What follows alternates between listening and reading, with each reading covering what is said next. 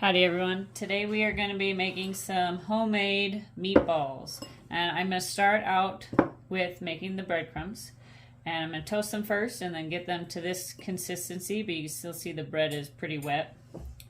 So we're going to toss them on a tray and get them into the oven for about 10 minutes at 325.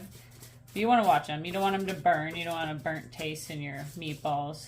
But you want them nice and dried out because that's what's going to soak up the meat juice to keep it in that nice round form. Alright, now that I got the breadcrumbs nice and crispy, you can see them.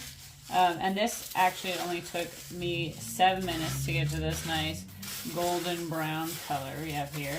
And I'm just going to crush it up just a little bit more. You want to make sure it's nice and fine because you want to really get it worked all the way through your meat. Measurement wise, we're going to do 1/3 cup of the breadcrumbs, 1/3 cup of Parmesan cheese, and if you're going to use chopped onions, you're going to do 1/3 cup as well. My family, I do love onions. My family does not. They don't mind onion powder, so I'm doing a tablespoon of onion powder, a teaspoon of onion powder, a teaspoon of garlic, half a teaspoon of pepper, half a teaspoon of salt, and 2 tablespoons of parsley. And I'm doing 1.5 pounds of meat and 2 eggs. So I'm just going to start by adding this in. Then I get my nice refined breadcrumbs.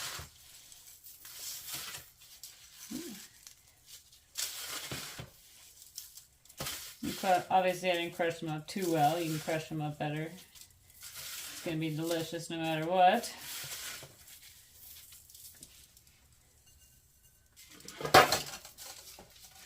And I've already measured out my seasonings so you guys don't have to watch me make a mess.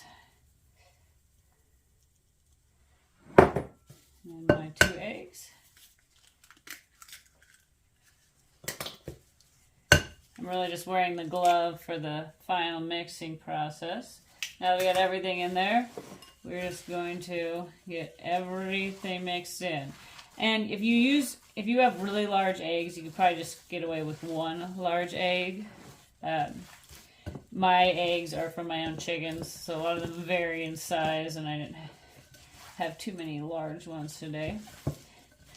So after I get this all mixed up and I'll clean up the counter, we're going to roll these out into balls out onto the sheet. Alright, now that I got my tray prepped, I sprayed it down with olive oil with tin foil.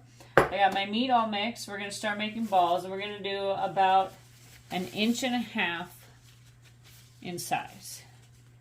Right, and then just, give them a little bit. They won't grow or anything. If anything, they'll probably shrink a little bit. So you don't need to worry about spacing them apart too far. And just do your best to try to, get them about the same size so they cook as evenly as you can.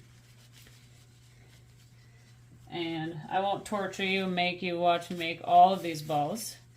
But you want to cook these, so 400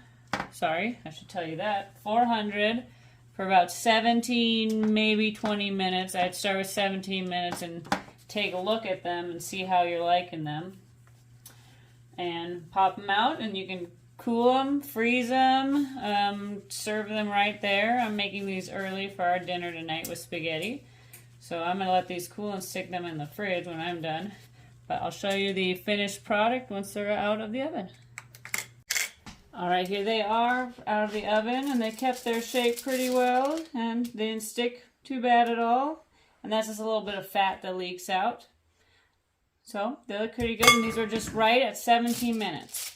But I will say that if you're going to do chopped fresh onions, you're probably going to want to do closer to 20 minutes because that's going to create a lot more moisture in your meat that's going to have to cook off. I'm going to pair this with just spaghetti noodles, vodka red sauce, which I'm very excited to try. I haven't tried it before.